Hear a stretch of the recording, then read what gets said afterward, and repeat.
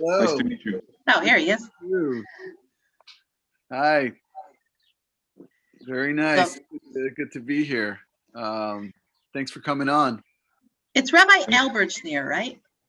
No, Ra- uh, Rabbi Arthur Schneier. Rabbi Schneier. Arthur Schneier. Rabbi Okay. Arthur Schneier. Yeah. Arthur. That's Yeah. why I never said his first name, because I keep forgetting. It's totally fine. It's totally fine. Yeah, he has his son is also a rabbi. Right. Oh, okay. Mark Schneier. Mark Schneier. Right. So, but he's Rabbi Arthur Schneier. He should live and be well. Ofer, so you live in London now? Is that where you are? I live in Israel. Before Corona, I was commuting a week a month to London.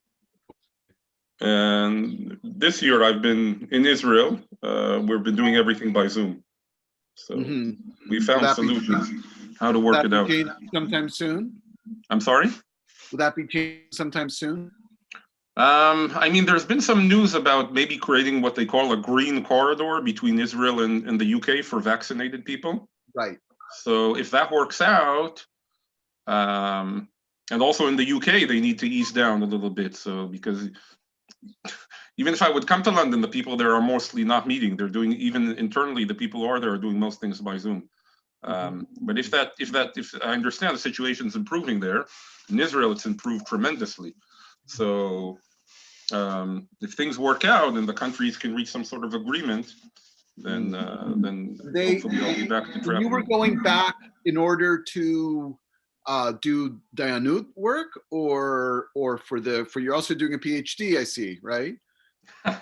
Well, I started traveling to London because we have I work for an institution in Israel called Eretz Chemda, which is a Dayanut training program, and we started a partnership with the Montefiore. Rabbi Steinberg? Sorry, that's Rabbi Steinberg? You mean Rabbi Steinberg in Ra'anana? No, his father. I mean, His yes, father, the one in Professor Ra'anana. Steinberg.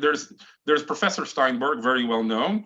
Yeah. Who we consult with on halachic medical issues, and his son is the head of a branch of Eretz Chemda in Ra'anana. Yeah, no, he lives 3 doors down from me. That him. I know. Oh, okay, yes, he's a friend of mine. So the primary branch is in Yerushalayim. So Eretz Chemda and the Montefiore Endowment of London have a partnership for a Smicha and Dayanut programs. So that's why I started commuting to London. And then I was asked also to join the Sephardi Beit Din. So I added that.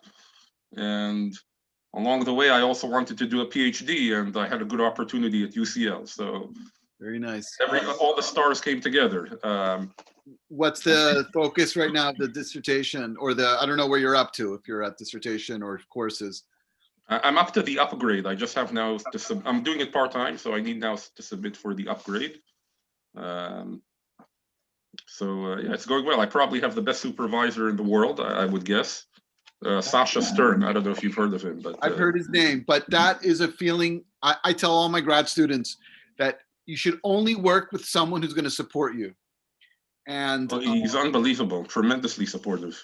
That's everybody I speak to, like people who've done PhDs, nobody's ever heard of something like I described. So that's great. I don't know. I feel very fortunate. I had a very supportive experience, and I saw friends who didn't, and it's just not. It's hard enough.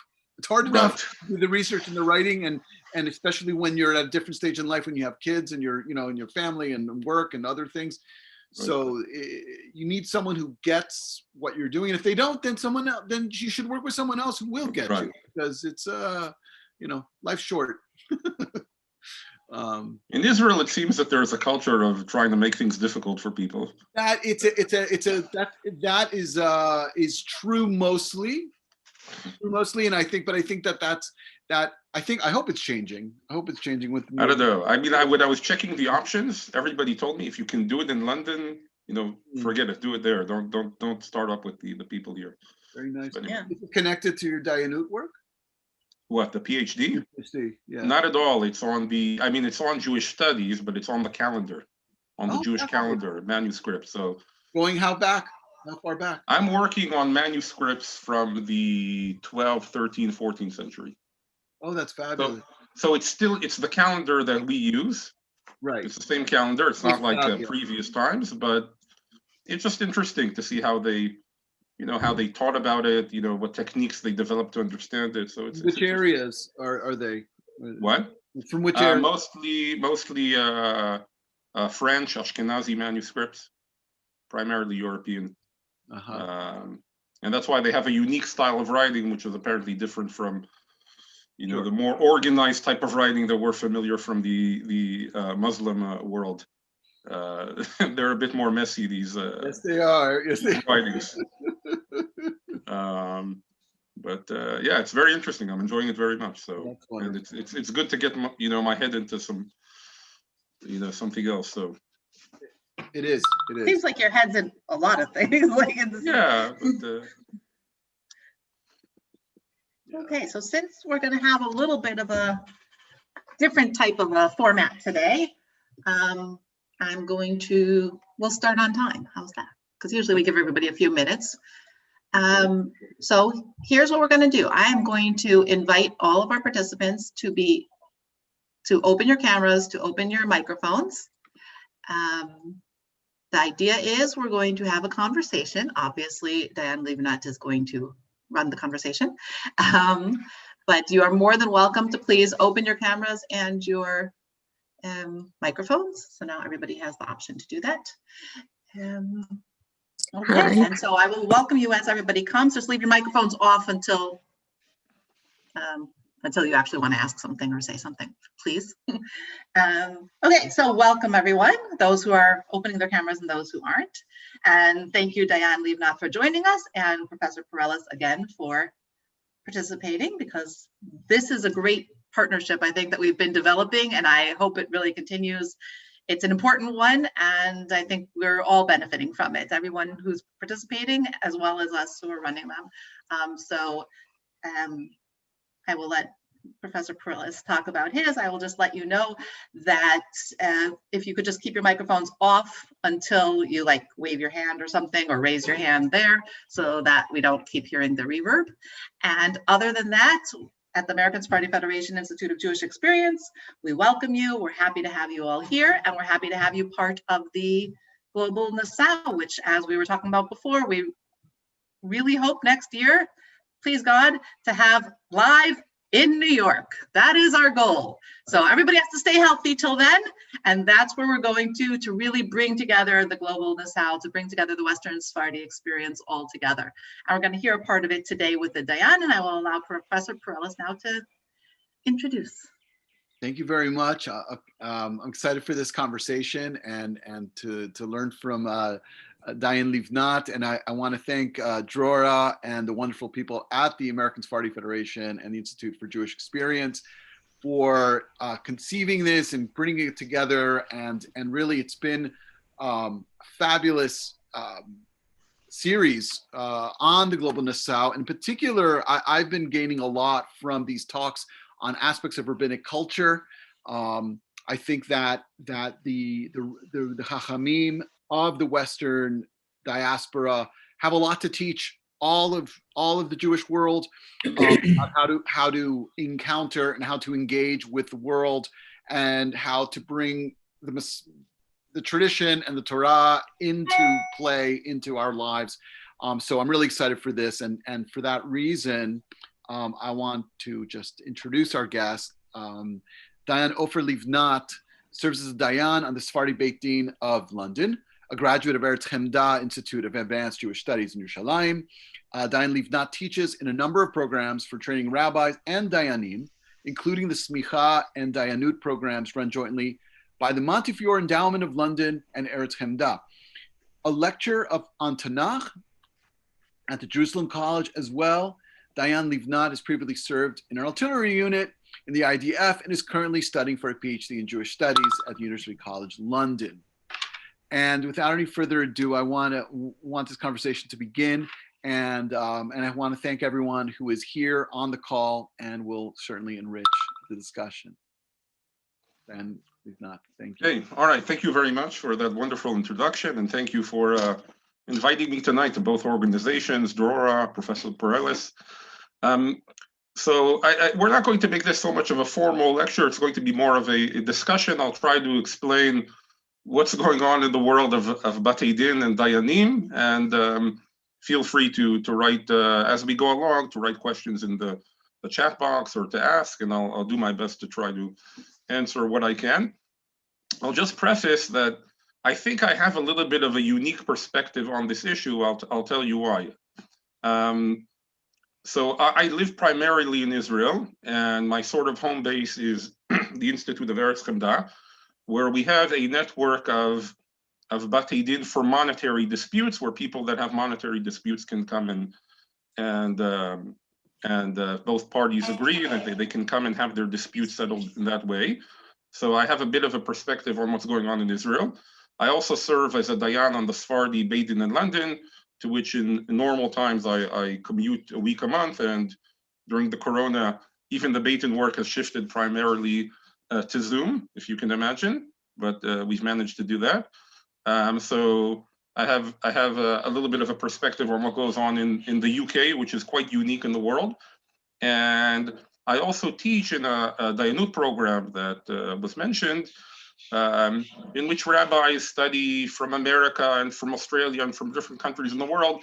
So I sort of hear a lot of gossip on what's going on in other countries as well. And, you know, each place is a little bit different. So I don't know everything that's going on, but I do hear, I think, quite a bit about what goes on in different places. So I'd like to share some of that with you today. Okay, so first let's start off with a little background on why we even why do we need Dayanim? You know, what's the whole purpose? So first of all, we know there is a in Sefer Dvarim we have a commandment of Shoftim v'shotrim titen lecha bechol sharecha, but we have a commandment to appoint judges and policemen in all our cities in the land that the Lord has given us. So really the primary commandment originally was to set up a court system for what was to be the land of the Jews. And when you read in Halakha, especially if you could read it in the words of the Rambam, Maimonides, in his Hilchot Shoftim, the laws of judges, he explains that really there's a whole system that is meant to be set up. There's supposed to be the central, what you would call perhaps the Beit Din Gadol, the Supreme Court, which was meant to have 70 judges plus one head to that court, which was supposed to be based in Yerushalayim. They were located on the Temple Mount alongside the temple. And then you would have Sanhedrin Ktana, which we would call, which were composed of 23 judges. We can't even imagine these numbers nowadays, you know, trying to get so many people together. But that was what originally was prescribed. And then you would have smaller Batei Din of 3 people. Okay, that was supposed to be the smallest size of a Beit Din, to have at least 3 people. And there are different things. Certain things, it's enough to have 3 Dayanim, 3 judges for certain more severe issues. For example, capital punishment issues would need to have 23. And then there are certain things which you would need to take it to the Supreme Court. And also the Supreme Court could serve anytime you had disputes in the local or the regional courts. They could sort of raise the dispute up to the higher authority, and then it would reach the highest court where things would be decided.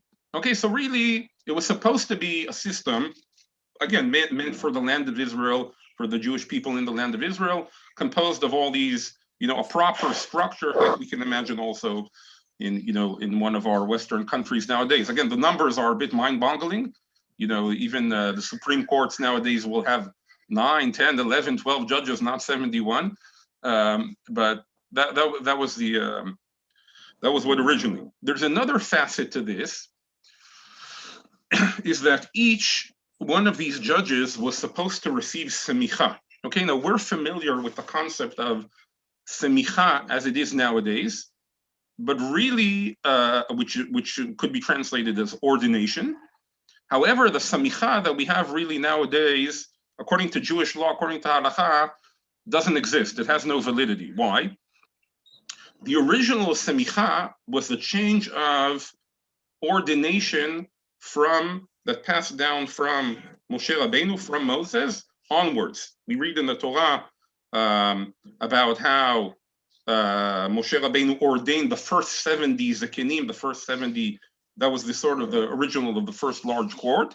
And there was a chain that passed down from person to person. Only a person who received a semicha could pass it out down to the next generation, to the next people. In other words, you would have to be ordained by somebody who was originally ordained. Now, this ordination was critical. You could not serve as a judge without it, and it could only be passed down in Israel. It cannot be passed down outside of Israel. So basically what happened is that at some point when the Jewish people left exile, it's not exactly clear when exactly it's transpired, but this chain of semicha, this chain of ordination has ceased. And it basically stopped. And all the judges that we have since are not considered to be ordained or not considered to be samuch. And therefore, officially, they should not have any authority or any power to rule and judge other people because they're lacking this original form of semicha. There is an interesting question. Well, then how do we ever get it back? If it needs to be this chain from Moshe Rabbeinu onwards and we lost it, how can we ever renew it? So the Rambam writes, and he says there has to be a way. So he's trying to come up with some sort of way that we will be able to renew it. And he writes that the way to renew it was if we'll have an agreement of all the chachamim, all the scholars of the Jewish people, will have some sort of agreement that on one person, that he will be the samuch, the person of authority, that will turn him into, that will give him a smicha. In other words, even though it's not the same chain, direct chain from Moshe Rabbeinu, nevertheless, if there will be a consensus agreement amongst all the chachamim, all the scholars of the Jewish people, that this is the person, all the rabbis, that this is the person who's worthy, then he will be samuch, then he will have received the smicha, and he will be able afterwards to ordain other people, and in that way we can renew the smicha. Okay, sounds like a very good idea in theory, but trying to get all the scholars, rabbis in the world to agree on something, quite difficult. There was one attempt in Jewish history to do this, and this was with the author of the Shulchan Aruch. In his time in Tzfat, they tried to create a certain consensus. They almost had it. They had four people amongst them. One of them was Rabbi Yosef Karo, the author of the Shulchan Aruch, who, so to speak, received the smicha. The problem was that they had one adversary, at least one notable adversary, the Rabbi Levi Ibn Chabib from Yerushalayim, who objected to it. So de facto, they weren't able to, even though they had a lot of things going for them, they weren't able to get the full consensus that they needed. And after Rabbi Yosef Karo, that attempt ceased. And well, there are some people who have claimed to have tried to do it nowadays. Very few people take them seriously, and basically there hasn't been such a serious attempt to do it since then. So what do we have? We don't have the smicha. So where are we? What are we doing? So nevertheless, we still have a need.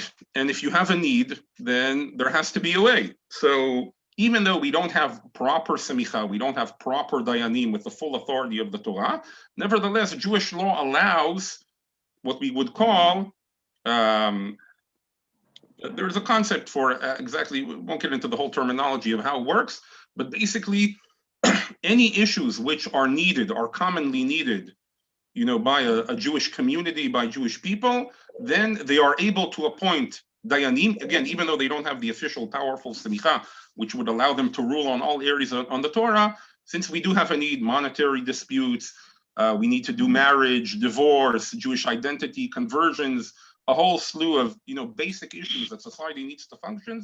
So for those purposes, we can appoint dayanim, we can appoint judges, and communities can appoint judges. Again, they won't have the full authority as they would have had they had this original smicha. Certainly not the full authority that the courts of the 71 and the 23 had, but on the more basic day-to-day issues, the necessary issues that we can't do without, for those purposes, we can appoint Dayanim.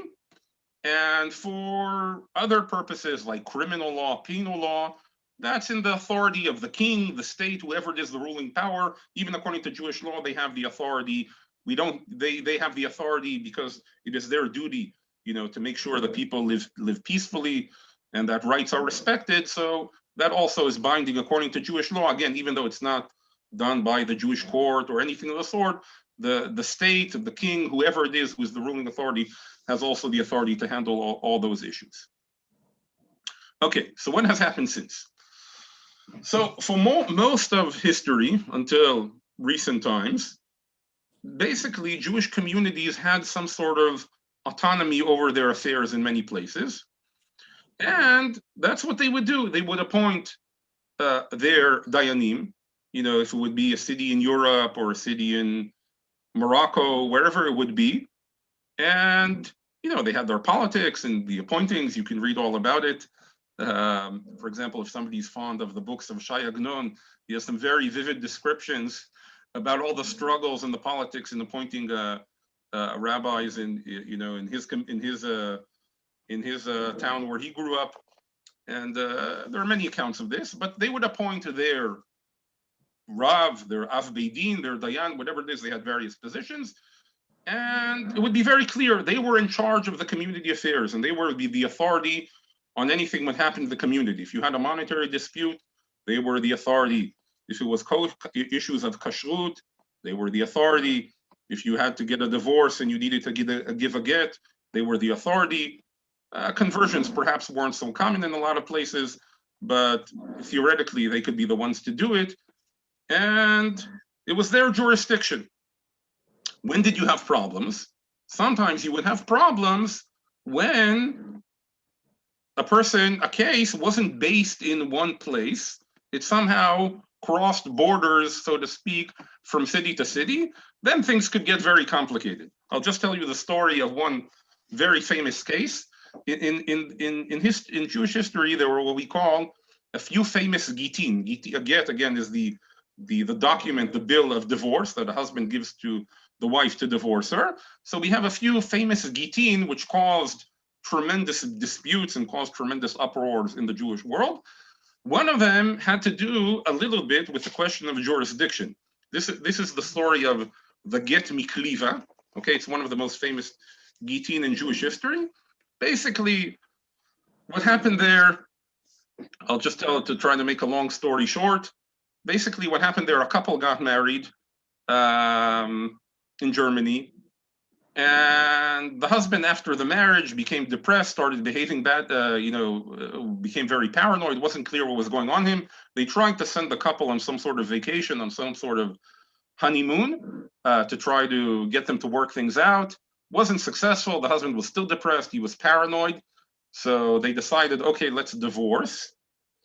They came to some sort of very quick financial arrangement, and they went to the closest Beidin that they could find, which was in the city of Kliva. And the Rav there saw the couple, he arranged the get. The husband went off to England, and the woman went back home. The family of the husband, apparently, they were very upset with what happened. They were also not happy with the financial arrangement that was brokered at the time.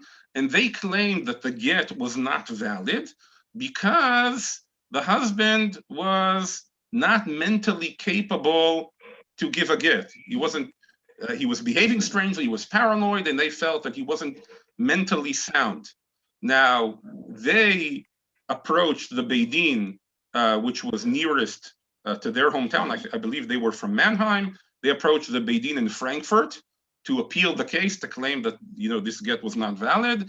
And the Beidin of Frankfurt said that they checked out the case and the get is not valid and the couple is still married.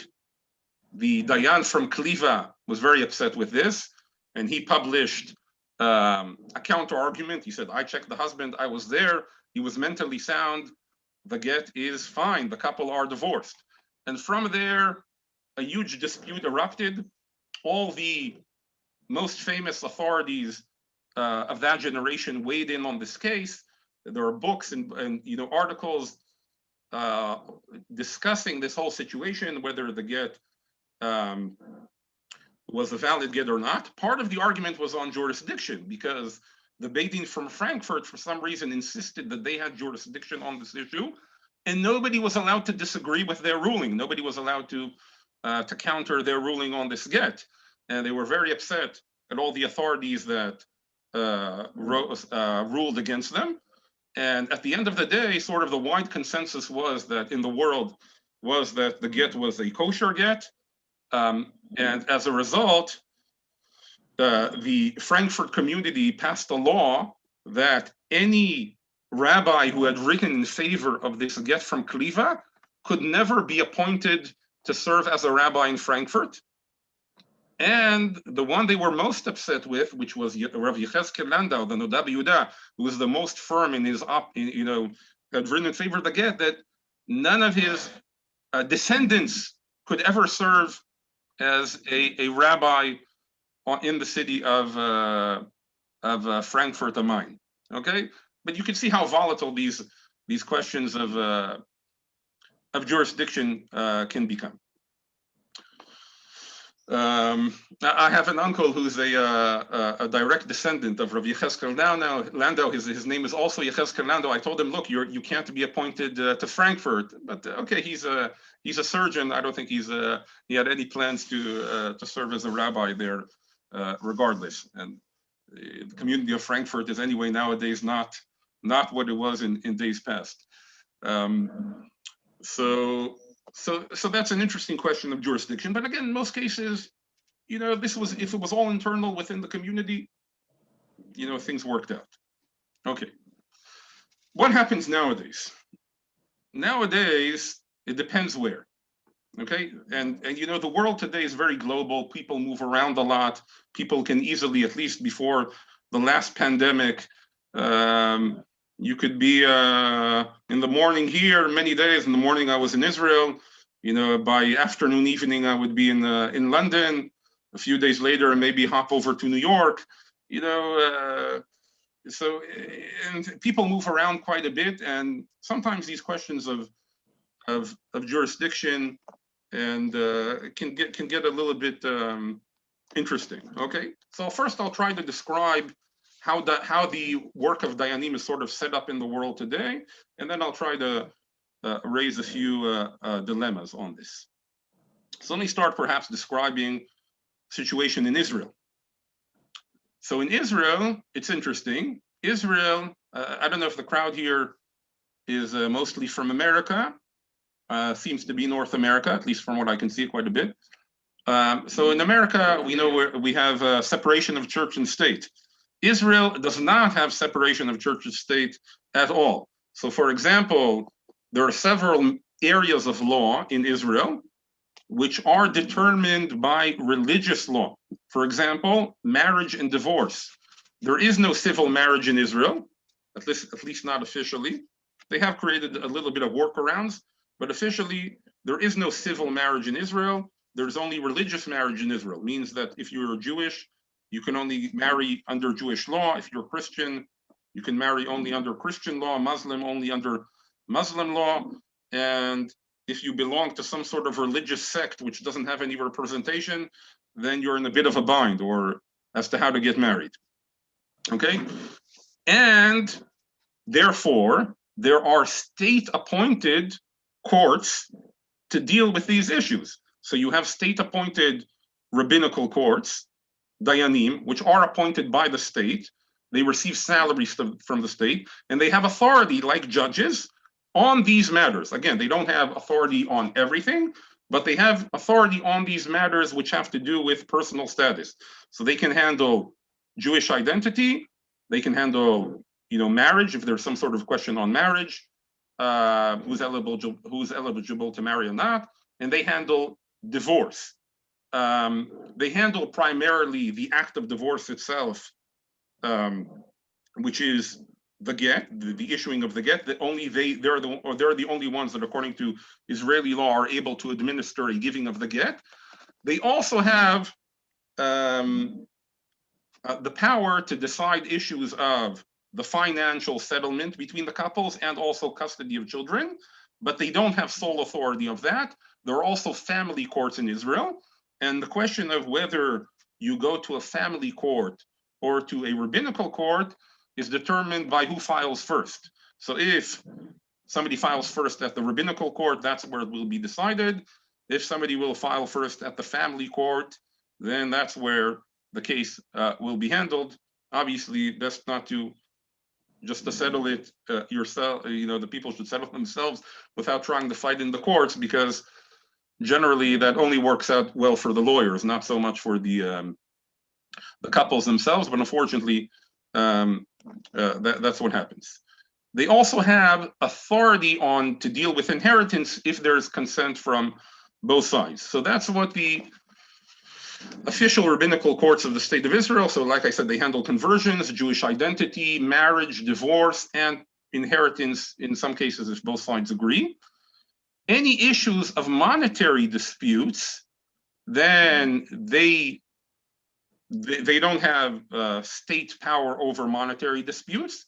For that, you do have the option. You could go to the regular courts, but if you want to go to a Beit Din, then you can go to private Batei Dinim under what we call arbitration law. Under arbitration law, Israeli arbitration law in most countries of the world, if two sides have a monetary dispute, then they are able to go to whomever they want, including a Beit Din or rabbinical court. So there are many Batei Din in Israel which deal with monetary cases. Like, for example, one that I'm involved with, Eretzchem Gazit network of Batei Din. Both sides agree, they sign an arbitration agreement, and they can settle their dispute in this private Beit Din, again, not state funded, usually will fund itself from the fees of the sides or in some other way. So that's primarily the situation in Israel. In London, in England, it's a bit unique. London is a bit unique place. It's sort of similar to the style of what I described in communities past. In other words, that you would have, it's not one Beit Din for all of London. There are a few Batei Din in London, but generally you have sort of networks of synagogues that are all joined together under a Beit Din. So you would have the chain of synagogues of the United Synagogue, which have the London Beit Din. You have a few Sephardi communities joined together under the Sephardi Beit Din, Federation Synagogue chain under the Federation Beit Din, and so on and so on. And that Beit Din will handle most issues of the community, questions of Jewish identity, marriage, divorce, conversion, and monetary disputes as well. Again, under arbitration law, if the two sides agree, they can also have their disputes settled under arbitration law by a Beit Din. And then once they've signed the arbitration agreement, the decision will be legally binding and enforced by the courts of the land as well. There are a few other places in the world like that. That the community sort of has its own appointed dayanim, similar to the style that was in the past, but many places do not. What happens in many other places? So many other places, for example, in North America, there isn't necessarily a proper Beit Din for a community. In other words, communities tend to have shuls, they tend to have rabbis, but they don't necessarily have a proper Beit Din, which is the Beit Din of the community meant to handle all the issues of the community. What do they do then? What you end up having, instead of having, oh, this is our Beit Din where we turn to with all our issues, the work sort of gets divided up in different ways. Okay, so for example, if it's a question of Jewish identity, maybe the rabbi of the shul will handle it on its own. If it's a question of, let's say, arranging a get, then he'll find somebody who knows how to do a get somewhere not too far, and they'll go to him. So for example, if you're in the New York area, so you can find there's somebody in Brooklyn, there's somebody in Williamsburg, there's somebody in New Jersey, there are all kinds of people that know how to do it. If you're in other places in America, so if you're in a bigger community, maybe Los Angeles, Chicago, etc., you'll have somebody there who can do it.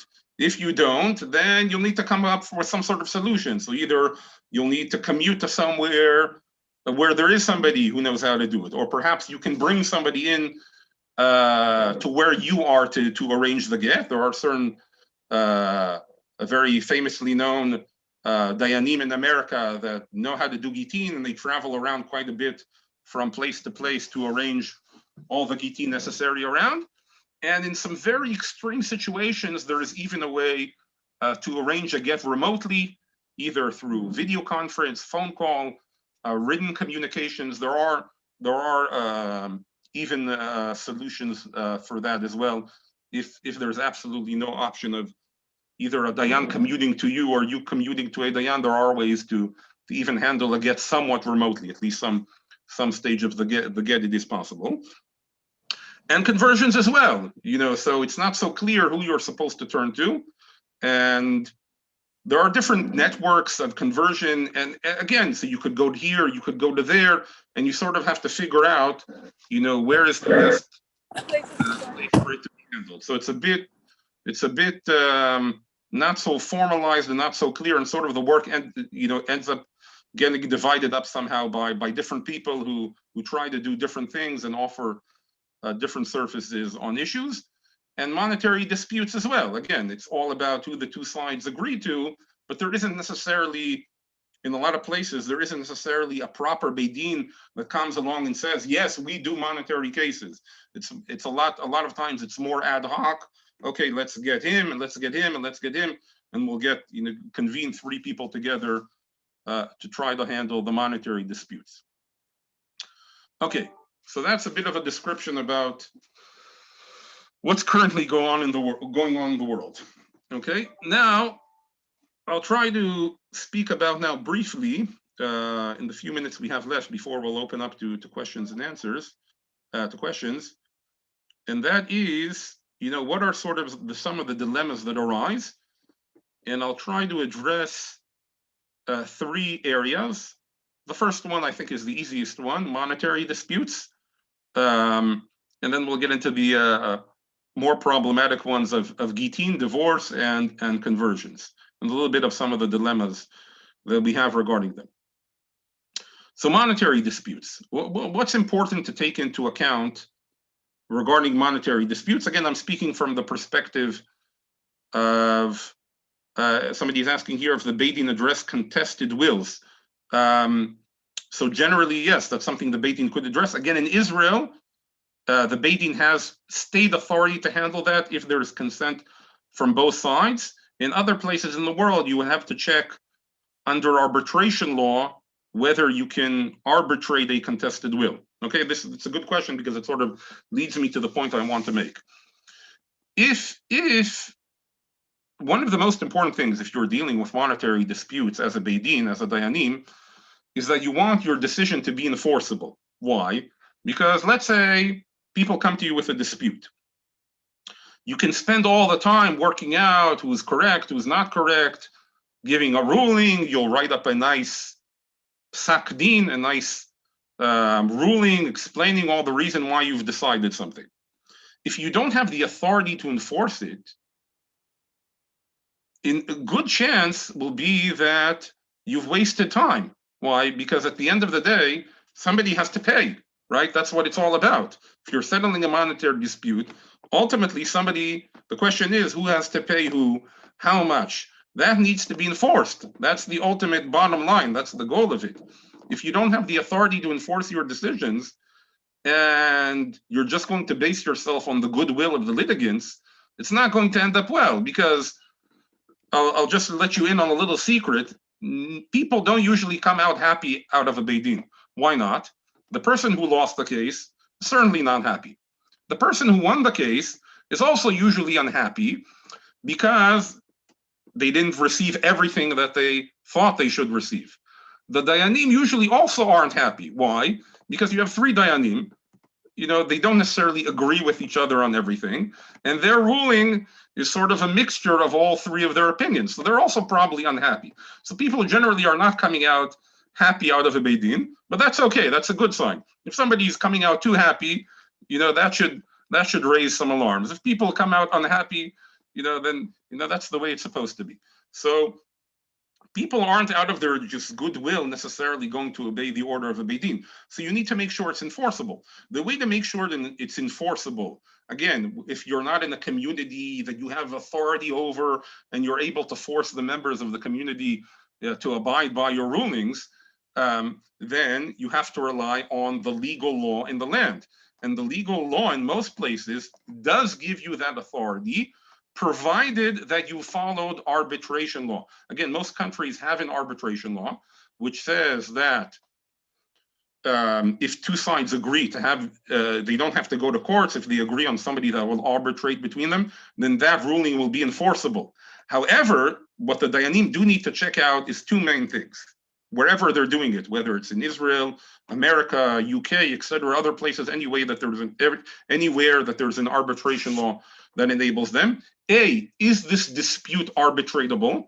Because not all monetary disputes are arbitratable. A good majority of them are, but there are exceptions to arbitration law. And for that, you need a good knowledge of the arbitration law wherever it is you're working. So you want to make sure that it's arbitratable. Secondly, you have to follow arbitration law. Arbitration law makes some requirements of the arbitrator, which if he doesn't follow them, his decision will not be enforced. Now, these requirements are usually quite elementary. In other words, it's mainly about being fair and just and transparent. It's things that you should be doing anyway, but all the more so, besides the fact that you should do those things probably because they're required by halakha, by Jewish law, also you want to make sure that you're following all of them to the letter so that at the end of the day, your ruling will be enforced by the local courts, the legal system, and it won't turn out that all the work you've done has been a waste of time. Okay, so that's regarding monetary disputes. Let's now speak a little bit about Gitin, Jewish divorce. Again, and now I'm not talking about the more difficult situations about where somebody's refusing to give a get or all that. I'm not even getting into that. I'm talking about, just the basic. A couple wants to divorce, the husband wants to give the wife a get, they just need to do it. What do you need to be careful about here? So here, the primary thing I think you need to be careful about is to make sure that you're going to somebody, a Beit Din, which is competent to do it, and also that is recognized. What do I mean by that? The laws of Gitin are very, very complicated. There are a tremendous amount of details. In the program that I teach on Dayanut, which again is a part-time program, but we spent close to 3 years studying just the laws of Gitin. There are a lot of details involved, so you really need to know what you're doing to do a get properly. Secondly, you want this divorce to be recognized by other communities. You want it to be recognized in Israel. You want to be recognized in any communities that that you will be recognized as divorced, and wherever you will go, you will be able to marry, right? Because that's the goal. You're getting divorced, and you want to have the option of remarrying again. So this divorce must be recognized. So you have to make sure that the Beit Din that you're going to is recognized. Beyond that, it doesn't matter so much where you're doing it. You could do it in New York, Los Angeles, London, Israel. I don't think, at least as far as I know, nobody really cares that much about where you're doing it. Whatever works, whatever is convenient for you, as long as it's a proper, competent, expert Beit Din that knows what it's doing, and one that's recognized and accepted. Okay, now in the last few minutes, let's get into the most complicated one. Not complicated, but conversions. What about conversions? So conversion is an interesting issue. Conversion is a topic which seems very simple in terms of the halachic sources, but to do it in practice is much, much more complicated. In terms of the study of the halachot of giyur, of conversion, it's only 2 simanim in the Shulchan Aruch. It's not very long. There doesn't seem to be a lot of details. There's a certain procedure that you need to do. You need 3 dayanim to do it, and the person to accept Judaism, to accept mitzvot. They enter a mikveh. If it's a man, they also have to undergo circumcision. Okay, seems like a pretty simple, straightforward procedure. Doesn't take that much knowledge to do.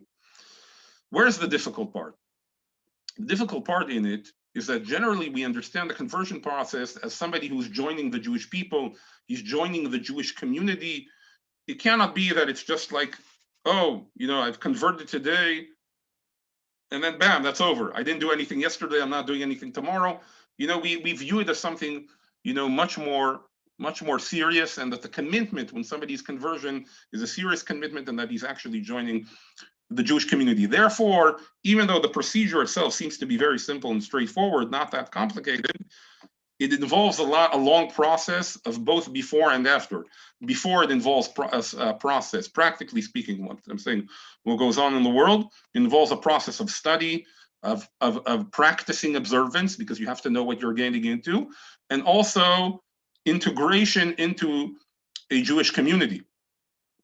And with the hope and goal that will continue afterwards, that after you've completed the conversion process, none of this ends, but that afterwards these things continue, that you'll continue to be part of the Jewish community, that you'll continue to observe, and that you'll continue your studies. And therefore, that's what sort of gives it, the importance of where you're converting. So if, for example, you see somebody who's doing conversions of people from other countries, that raises a lot of red flags, because what are they doing? What's his connection to those people? Did he just take a flight in and convert them? Or is it an actual process of integrating into the community? So therefore, what we sort of look for in conversions, again, in addition to, knowledge, expertise, that the conversion will be recognized, like I mentioned, by the get, is also, what's the connection between this Beit Din and the community? Are they working with a local rabbi of the community? Are they ensuring, that there's a system in support, both before the conversion and after the conversion, for the person who's converted, that will ensure that they will continue to be a part of the community, that they will continue observance, they will continue their study. And that's sort of the challenge, how to set up that system of the Beit Din working with the community, with the rabbi, with all the people involved around the person who is in the conversion process, to ensure that the conversion will not only technically be correct, but will also be a successful conversion, in the sense of really integrating the person into the Jewish community, into the Jewish nation. And that's sort of the big practical challenge of Batei Din who work in conversions. And that's sort of, something that, everywhere Batei Din and rabbis, etc., struggle to find that sort of right balance and connection between the Beit Din, the community, the tutors, and all the people involved around the person who's in the conversion process. Okay, so I think I've spoken enough. I know Sally had a question. So yes, so please. But did we lose Sally? Well, maybe she'll come back. Oh, here she is. Hello. Thank you very much for this program. The question I have has nothing to do with Judaic law, though, so I hope you'll pardon me. I'm in the process of planning a trip to Greece for Yom Kippur. It's a tour group done totally in Ladino. And I am planning this trip to spend Yom Kippur in the city of Volos, which is a small town north of Athens. There is no rabbi there. However, there's a community of about 100 Jews, mostly older Jews, and they do the best they can. So since this tour group is going to be on Yom Kippur, I'd like to know how to find a person who can conduct services, who is also familiar with Ladino or Spanish. Give me a clue where to go. Who would like to spend a nice few days in the eastern part of Greece in a beautiful beach town with mountains in the background? Who can give people on the tour and people in the community some guidance? Where can I go? I don't know Ladino, but sounds like a nice opportunity if anybody's up for it. I don't know, maybe somebody else here on the chat, on the group, can make a suggestion. Yeah. Okay. If you send me an email, maybe I can ask around. That'd be. And Ronnie's saying the same thing, but he's on mute. So I would say the same thing. There's a wonderful organization, the Sephardic Brotherhood. I don't know if you're familiar with them. And also Kila Kadosha Yonina in the Lower East Side. They're not Sephardic. I know, but they have connections to Greece and they are Sephardic friendly. So I think they could also be of help. But the Sephardic Brotherhood definitely has people, and they're doing great work with Ladino. So those are my two hunches. But if you send an email, something rings a bell here. When you did this thing on Greece, I think you included a synagogue in Volos. Am I correct that Volos is the port that you go to in order to go to the monasteries that are up on these pillars of rock? let's try to, if you don't mind, Carolyn, Yeah. sorry. Okay. Can we just move away from Greece a little and back to Yeah. here just because So I think I know there are questions there here. are people that will be able to tell you from Greece if you can Yeah. let her know about it. Thank you Okay, very much. so, I think Rabbi I'll be Abel? reading about Greek islands tonight, but I see here a question in the chat. yes. But also Uh, Rabbi Bell has his hand up and so does Avi Ben David. okay, so tell me the Oh, and order so I should answer. Go ahead. sorry. Alan also, yeah. Hi, very interesting program, of course, but I think that the Dayan sort of skipped over a very touchy question, and that is he used the word respected. Well, now, who respects somebody else in a very polarized, divided Jewish world community? Mm. Yeah, it's a very difficult question. There is no good answer to that. I think generally, again, if you're speaking, let's say, for example, regarding conversions or divorce, that sort of issue. They're the main hot issues. Yes. I'll tell you. Look, I think if we start looking at it from the perspective of the Dayanim, we'll get into big arguments and fights and etc. We won't get very far. I suggest taking the perspective of the person who's in the conversion process. So if you're converting, you want your conversion to be accepted. That's ultimately what you care about. You don't want to go to someplace else, and have your conversion questioned, or you don't want to go somewhere and have your divorce questioned, because that it just causes endless grief, and unfortunately happens quite a bit. So there are, again, you're not going to get probably 100% acceptance by everybody. That's not, I don't know if that's possible in the world, but there are sort of what we would call, there are Batei Din that are known to be accepted. They're known to be accepted in Israel by the chief rabbin in Israel. They're known to, which sort of serves as the baseline for most of the communities in the world. Again, I'm not, for better or for worse, I'm just telling you, what's the facts on the ground. So that's very important. And if you have that accepted, again, it won't provide you necessarily 100%. But it will give you sort of a good indication of what will happen if you go to New York, what happened if you go to, to London and to Australia, whatever it is. There are ones that are known to be accepted. There are ones that are known not to be accepted. Unfortunately, we have a few of those, and you have a lot of others which are sort of in limbo. Again, I'm not saying that's a good situation, but that's sort of the reality of the world that we exist in for different reasons.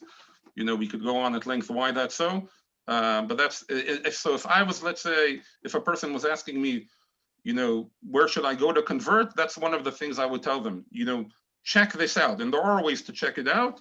And because you want to make sure from your perspective that nobody afterwards will question your conversion. Okay. So I don't know if I fully answered your question, but at least I've tried to say something on, a very, very sensitive and touchy issue. Thank you. Yeah, if I can interject on that question that's asking there. Do you think that historically it's different now? In other words, was that always the case, that there were people who were seen as suspect or don't have the same, gravitas that, that is expected?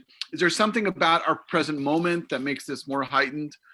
Look, I'll tell you, I don't know. I don't know what happened all across Jewish history. You know, there were generations, you know, especially in Europe, where conversion, nobody was converting because almost nobody in their right mind would want to be Jewish, obviously. But there were other issues. So I once read a book about, you know, marriages in Russia, and they had, for example, the Rav Mitam, who was the state-appointed rabbi, which wasn't respected, and nobody wanted to recognize his marriage, and they wanted the rabbi, you know, as Kohelet said, Ein chadash tachat hashemesh. There's nothing new under the sun. You know, I'm not one of the believers that maybe, you know, in the past there were no problems at all, and all the problems are just our problems nowadays. I think a lot of the problems we have, you know, a lot of them were probably in the past. But again, I don't know to say for sure regarding everywhere. But I'm sure a lot of these issues existed in the past as well. Okay, let's go to Rabbi Abel. Yeah. Oh, hello. Yes, it's Ariel. Good to meet you, at least visually over the waves, Rabbi Livnat. We were in touch very briefly. Yeah, nice to see you right in face. Yes, so to speak. No, we went to mute. Sorry. Yeah. Wait, we don't hear you. Oh. Can you hear me now? Yeah. Thank you. Just on that very last point, I mean, historically here in England, going back only about 40 years or so and beyond, there was a much greater devolution in terms of local rabbanim managing conversions and such processes. It's much less the case now. What I want to ask you about this in particular, Dayan Livnat, is do you see a halachic positive, if not imperative, in ensuring that when there is an applicant to an applicant for conversion, that the applicant is encouraged to be in full contact with the local community, and that the Rav of that community is properly involved in the whole process from beginning to end, or at least at the beginning and at the end of the conversion process. The reason why I'm asking it is simply because in the UK, I'm not saying your Bet Din, but certainly generally tends to be the case, there is a much more centralized approach of taking conversions and fielding them into a certain sector of one of two cities, London and Manchester. Other than that, provincial cities more or less get the shove, and they get told, no, you can't doing it because your community isn't religious enough, or whatever it is. So what if there is at all, what sort of halachic sort of perspective do you see a positive in the involvement of the Rav, where this person is in the future going to be living anyway? Right. So I think definitely there needs to be involvement of the rabbi. I think in that regard in America, the RCA has set up a system where they have a Beit Din and a sponsoring rabbi, and they've tried to create a certain balance between, on the one hand, you don't want to put it on all the rabbi's shoulders because he's subject to pressure from members of community, and somebody could say to him, well, if you don't speed this up, then you're out of a job next year. So he doesn't want it fully to be on his shoulders. That's the because those things happened. On the other hand, if the Beit Din is disconnected from the community, they don't really know what's going on, so they can't do their job either.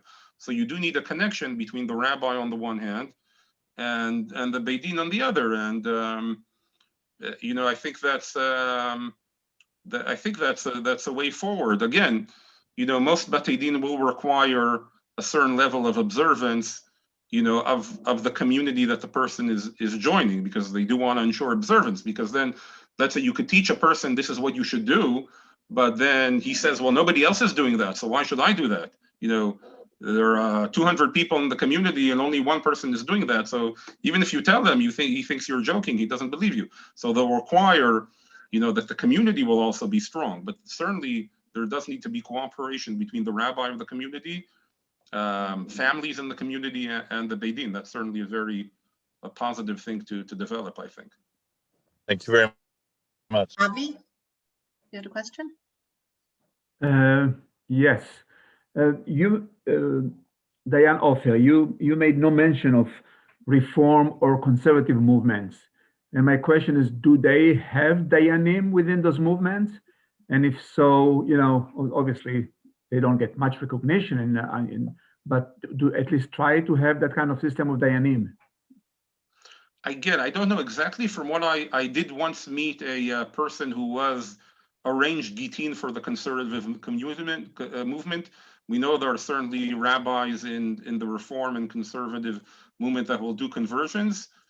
Usually in the Orthodox world, they will not, that would not be acceptable. In other words, a conversion done by Reform on conservative. Again, conservative is a bit more tricky situation because, you know, the movement has evolved over time, but generally in the Orthodox world, what they do would not be recognized, but there are certainly, I'm not denying the fact that there are people in those movements that are doing such work, but again, you know, I'm sort of speaking from the Orthodox perspective, so that's what I was describing. Carolyn, you had a question? Yeah, my question is related to that. And what the hierarchy or hierarchies are in New York City. I joined this because I knew absolutely nothing about any of this. And so I'm coming out of clear lack of knowledge, except I do remember hearing the name Rabbi Jacob Joseph because my husband taught in Rabbi Jacob Joseph Yeshiva in late afternoons long ago. And that he was once the chief rabbi of New York City, and they gave up after his one and only because they had too many different groups that could decide the chief rabbi. So what is the hierarchy and how many hierarchies are there in New York City? I don't think there's a hierarchy. It's just there are so many people doing different things and so many Batei Din and rabbis, and it's very polarized. So, I mean, I don't want to address any specific names, but generally we would say the tri-state area is a big mess when it comes to all of these issues. But okay, so there are many, many groups that will have their own courts. Exactly, and like I said, if you have a practical situation, then I would take advice. You know, where's the best place to go? You know, that are competent, that are expert, transparent, just, etc. And you know that whatever it is the issue that he's dealing with, that you know they would be the best address for that. But there's no hierarchy to speak of, as far as I know. Isaac, you had a question? Yes, my question is, what is the power of a siruv in these days? Is there any power to a siruv? Basically, if nobody comes to the bezin and the court issues a writ of a siruv that this person is ostracized from the community, to some degree excommunicated. How valid is that in these days? Well, it's all a question of, you know, whether the community will cooperate with it and whether the person will care about it. In other words, if a person doesn't care particularly to belong to a community, then you could scream and yell all day, but it won't help. In certain communities simply don't care that you've issued the siruv, so they won't abide by with it, so that won't be effective either. So it really depends on the situation. In other words, it all depends on, again, what the issue at hand is. So if it's like a monetary dispute, so in some places, the Batei Din won't even bother with a siruv. They'll just say the person has refused to beit in, so take him to court, and that's it. Don't start, we're not even starting with this whole business of, you know, excommunicating him, etc. You know, it's a waste of time. Obviously, if a person is refusing to give a get, then you have to take action. You can't just stand by and let him do it. Then you'll have to try to find ways to put you know, some pressure on him not to leave his wife stuck without a get. So that's a different situation. So I think it's nowadays it's generally less in certain specific communities. It's most places it's not a very effective tool for most cases. Thank you. I believe Alan had another question. Oh, no, you were just waving. Hi. Okay. All right, I'll just say briefly, somebody asked in the chat group. Oh, sorry. Yeah, just quickly, what are the requirements to be a Dayan? In Israel, there is a official testing of the chief rabbinate in Israel, which you have to pass to be ordained with a rabbi. Other places outside the world, less formal, and there aren't really, generally they will require some sort of ordination to be a Dayan, but it's not so clear what exactly that means. It's not so structured as it is in Israel. Okay, that's just to address that question. Thank you, appreciate it. I totally missed that. So thank you, and thank you all for coming, and thank you for catching my stuff. And we really appreciate what you told us. It was a little venture into the greater Jewish world, which is great because we're the Jewish experience. And we do appreciate it. We appreciate all your questions, and we hope to see you at future events. We have our final Global Nacao event for this year on Wednesday, which is the Sephardi chocolate experience. So I hope everybody comes to that. And next week we start in Egypt. So thank you all for coming. Thank you, Dayan Livna. Thank you, Professor Perellis, and thank you all. Have a wonderful, I guess most of you are on the East Coast, so have a wonderful day. Thank you. Bye.